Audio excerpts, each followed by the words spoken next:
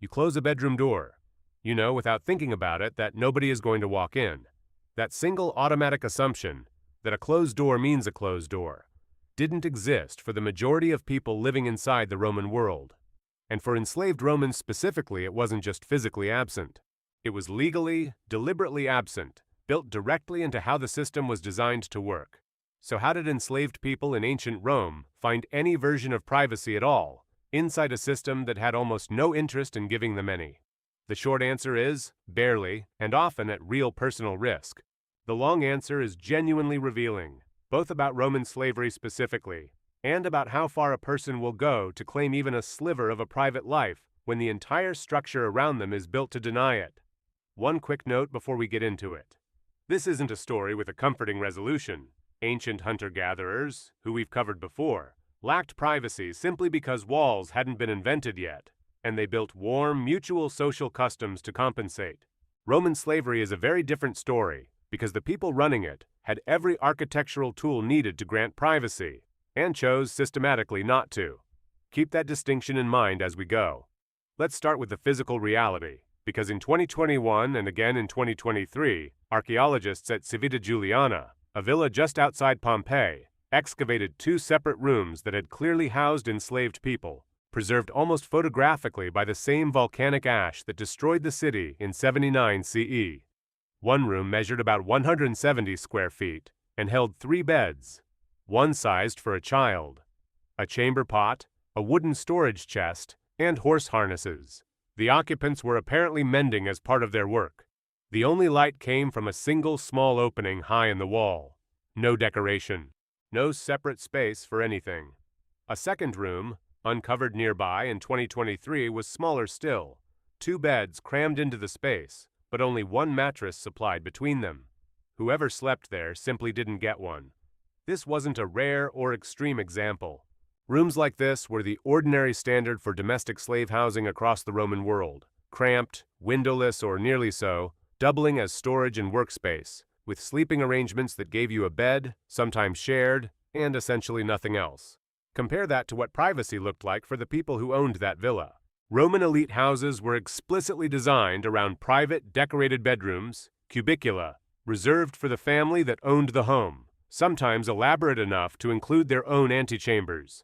The architecture itself drew a hard line: dignified, private space for the owners, and cramped, shared, undecorated space for everyone who served them. Privacy in Roman architecture wasn't absent. It was rationed, and enslaved people were almost never on the receiving end of the ration. It's worth noting what these rooms were used for beyond sleeping too, because it underscores just how little the space belonged to its occupants, even in the hours it wasn't being used for labor. The larger of the two Civita Juliana rooms doubled as a storage area and workspace. One bed had a chariot shaft resting across it, apparently mid-repair, and amphorae jars were stacked into a corner. This wasn't a bedroom in the modern sense of a room set aside for rest and personal life. It was wherever the sleeping happened to fit, squeezed in around whatever the household actually needed the space to hold. Here's where Roman slavery becomes a fundamentally different story from almost any other version of people living without physical privacy in history. Hunter-gatherers lacked walls because walls hadn't been invented yet.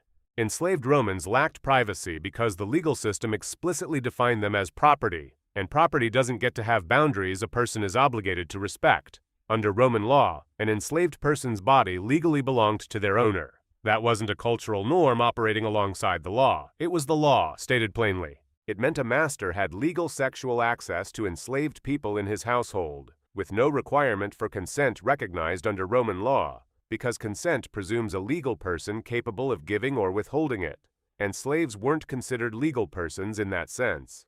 It meant an enslaved person's testimony in a Roman court was only considered valid if extracted under torture, a standard, unremarkable feature of Roman legal procedure, not a scandalous exception, on the theory that only pain could be trusted to produce an honest answer from someone with no independent legal standing to simply tell the truth. There was no room in that legal framework for a concept like, "This part of my life is mine and off limits." The entire premise of ownership ran directly against it. That legal status also meant something specific and easy to miss. An enslaved person had no legal claim over their own children. their own possessions beyond a permitted peculium, or even their own physical location on any given day. A master could sell a person to another household overnight, moving them permanently away from whatever contubernium partner or informal community they'd built, without any legal requirement to consider the relationship at all. Privacy, in any modern sense of a protected personal sphere the law recognizes and defends, requires the law to first recognize you as a person with a sphere to protect. Roman law simply declined to do that for a huge share of the population living inside it. This is the detail that separates Roman slave life most sharply from something like hunter-gatherer camp life, where everyone equally lacked privacy and used mutual polite pretense to create a little breathing room for each other anyway. Roman slaveholding households used the absence of privacy as an active tool of control, and they built the social structure of the household specifically to maintain it. Archaeologists examining those Pompeii slave quarters noted something telling. No locks, no chains, no physical restraints on the doors at all. Gabriel Zuchtriegel, director of the Archaeological Park of Pompeii, explained the implication directly.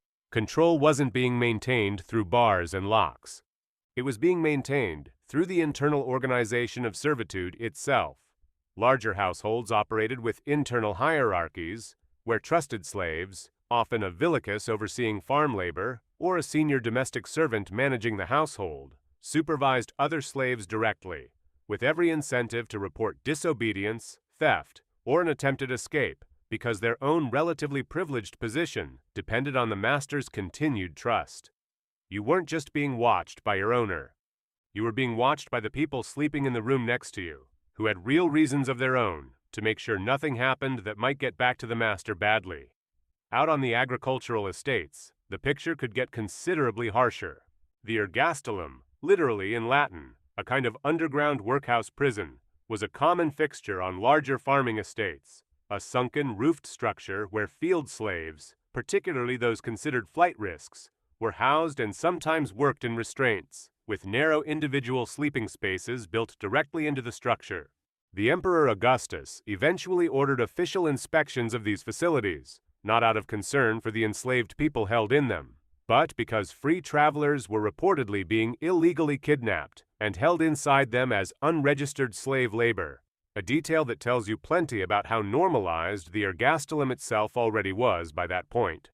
The contrast between the two Pompeii discoveries is worth pausing on directly, because it shows this control system wasn't monolithic. The smaller room, with 2 beds and only 1 mattress, reads as pure, unadorned deprivation.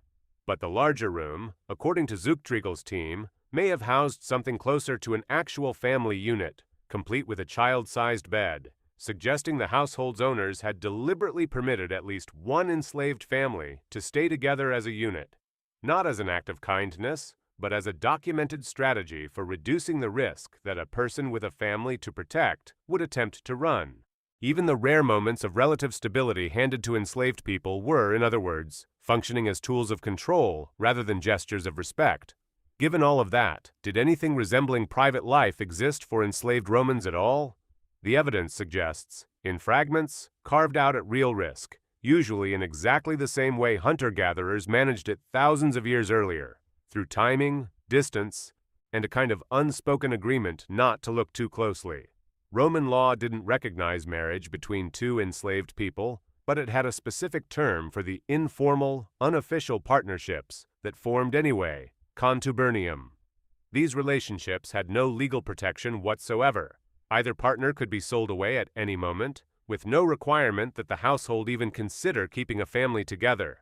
But they were common enough, and quietly tolerated enough by many owners, that historians studying Roman slavery see them as a widespread, genuine feature of enslaved life. Zuchtriegel's own team noted that owners of the Civita Juliana Villa apparently allowed certain slaves the privilege of forming a family, specifically as a way of binding them more closely to the household. Privacy and intimacy, handed out not as a right, but as a calculated management tool to reduce the risk of someone running. Skilled and trusted slaves, particularly those managing a peculium, the personal fund many urban slaves were permitted to accumulate, sometimes operated with meaningfully more physical independence than the household staff sleeping in a shared cell. A slave running a shop or handling business errands on a master's behalf might spend real stretches of a day genuinely unsupervised, simply because the practical logistics of the job required it. That unsupervised time, whatever a person actually did with it, was about as close to a private life as Roman slavery structurally allowed for. Here's the comparison worth sitting with directly. Ancient hunter-gatherers lacked privacy because the technology for it, walls, doors, separate rooms, simply didn't exist yet, and what little breathing room people carved out, they carved out together, as something close to a shared, mutually respected social contract. Nobody in that camp had more of a claim to privacy than anyone else. The absence was, in its own way, egalitarian. Roman slave society had the technology. Rome built cubicula, courtyards, private gardens, entire wings of elite houses dedicated to seclusion and comfort. Privacy wasn't a missing invention in ancient Rome, the way it was for a hunter-gatherer band 20,000 years ago. It was a resource that existed, was actively built into the architecture of the era, and was almost entirely withheld from a specific category of person by deliberate legal and social design. That's a fundamentally different and much darker story than the technology hadn't been invented yet. The walls existed. Enslaved people mostly weren't allowed inside them. There's a final uncomfortable thread worth pulling on here. Modern privacy, the kind you take for granted every time you close a door behind you, didn't just emerge naturally over the centuries that followed Rome. It spread gradually, unevenly, and it remained tied for a very long time to exactly the same thing it was tied to in that Pompeii villa: status, wealth, and legal recognition as a full person under the law.